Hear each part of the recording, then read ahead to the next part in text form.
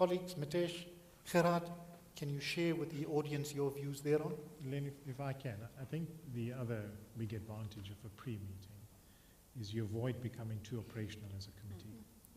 Remember, audit committees and board oversight committees is purely about accountability, accounting for what you're responsible for. And you want to avoid at all costs going into the detail of operations within an organization. And a pre-meeting gives you that advantage. It actually makes sure you don't get too operational and you deal with the issues from an accountability perspective. The other matter that you need to recognize, and I'll talk to my colleagues, you know, one of the aspects that we talk about in the King report is that you shouldn't have a particular member of the board as being overly domineering. So you could have a situation where you could have an audit committee member that wants to speak on every item on the agenda. So by you having a pre-meeting, you mitigate the verbal diarrhea that might pervade the audit committee. Chair, can I just add on? I think from our perspective as external auditors, the reason we like the pre-meeting is it gives us enough time to go through important issues with the chair and with the audit committee members outside of the audit committee, because normally during an audit committee, there tends to be a limited amount of time and you need to rush through the issues, and if there's any debate, you don't really come to conclusion apart from the meeting getting agreed.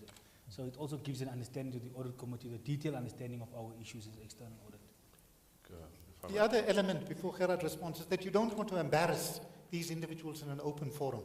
So by you having the pre-meeting and the document is defective, they can fix it before the meeting so that they're human. They've got feelings. So if you have the pre-meeting, you can share with them your particular concerns so that they wouldn't take it badly in an open forum where their competence is compromised. I think a difference of opinion between internal audit and management at an audit committee in front of the non-executive directors is fatal regarding the credibility of both the internal audit function and management. It indicates that either internal audit didn't do their job correctly regarding the clearing of matters in audit reports before the audit report was tabled for the audit committee's consumption, or management has held back and wishes to take a stab at internal audit in front of a high-powered audience, e.g. they don't really buy into the internal audit process.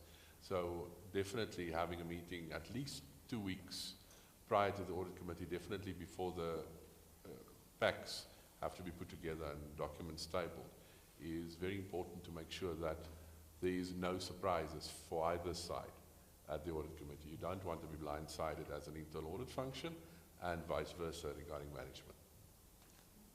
Good, thank you for that, thank you.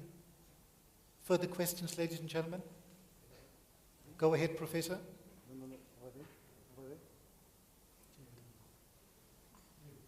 Mr. T.D.A. Ross, ex-partner of Deloitte & Touche. Go ahead, sir.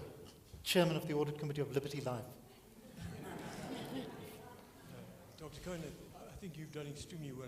You haven't lost your pizzazz and the way you control meetings. I wish I could do the same. For a modest fee, I'm happy to help you. Just one thing you didn't cover. You didn't cover the re-election of the auditors. And just wanted to know what process you would go. The re-election, I'd ask our company secretary to respond to the issue. Chair, yes, I think, you know, normally that forms part of when we approve the annual general meeting notice. And so, you know, depending on, unfortunately, I don't know what the previous agenda looked like and what the next agenda looked like, or the work plan, but somewhere either here or at the next meeting when we sign off on the annual general meeting notice, that issue would also be on the table for the audit committee. With the circular, with the glossy financial statements, we will pick that up. Thank you. Dr. Cleopas, did you have a question, sir? Yes, Chair. I just wanted to appreciate, I think, the program organizers, that I think is a valuable experience for such type of presentation. I just wanted to also make one comment to say that I think in this environment of government, the issue of signing declaration of interest is imperative, because as you are aware that most audit committees in the public sector are chaired by a board member, not an independent audit committee. So it becomes necessary for the register for conflict of interest to be signed. We accept that. We appreciate that. Thank you, sir. Then there's a question there at the back. But again, Doctor, if I can just respond, I mean, again, it goes back to the original appointment of audit committee members. The point is that when you're appointing at that point in time, you should actually get them to acknowledge that at any particular point in time they will declare interests on the agendas of any of their audit committees. Good. Dr. Kono, what I found very interesting was that the auditor declared his independence, and rightly so, but it's the job of the audit committee to check out that independence. Where would that fit into what work would you do to check the independence of the auditor? And also in the context of non-audit services, where would that fit into your role? Thank you, Dr. Ferrer. We shared by the report back by Mr. Patel that we have a policy at Transformation Limited that non-audit services would not exceed 25% of the attest fee. So as far as the independence of the external auditor is concerned, the competence of the external auditor is going to be done at the next meeting when we approve the glossy financial statements and we prepare the circular that will go out to the shareholders. So from an independence point of view, from a term, IFAC Companies Act, we will address that together with the ISAs. And also on checking their independence, it's important that they disclose the process that they have followed. Most of the audit firms, they make their auditors sign on the independent. That does give us comfort as audit committee members as well. Thank you. You've got to speak up, turn on the volume.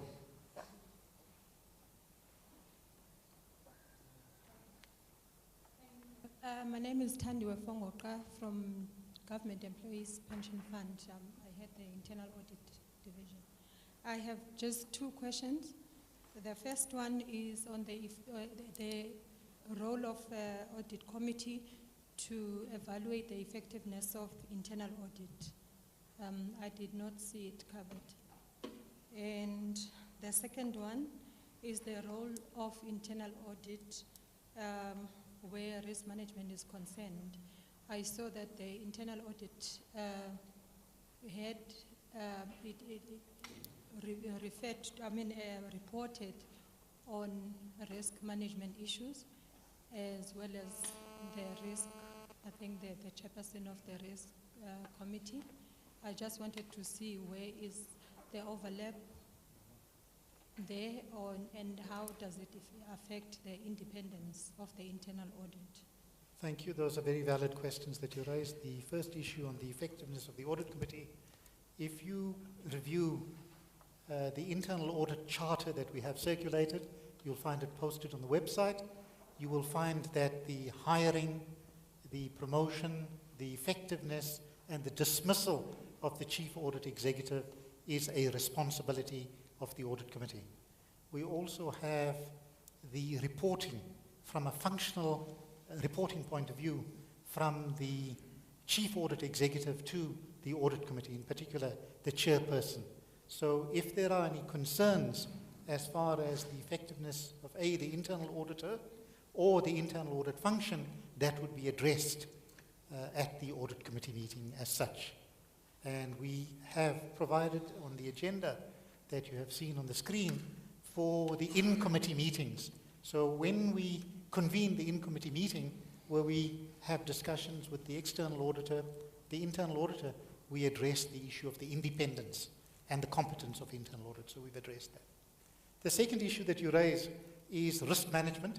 We promote, and what we have done in King 3 is we have a separate chapter on risk governance. So we want internal audit to assess the effectiveness of risk. So they are assurance providers, and in terms of the definition of the IIA, internal audit follows a risk-based plan. So we keep those particular functions separate, but they sit together in that combined assurance framework that we address. Can I ask Gerard and Vishnu to embellish that? Yes, definitely. Because of the fact that the audit plan has to be risk-based, internal audit can't stand totally isolated from the risk assessment process, because in the end, internal audit will be held accountable for the work they did or didn't do. So we do question from the beginning of the risk assessment process whether that process is complete, whether we as the internal audit function can stand behind the completeness of the risk profile and basically the appropriateness of the risk profile as created, because you could frequently find a risk profile to be very strategic, with it having very little to do with operations of the organization, or alternatively it's very operational and doesn't really touch upon the core strategic objectives of the organization. So internal audit is independent of the risk setting process, but involved and has to be involved.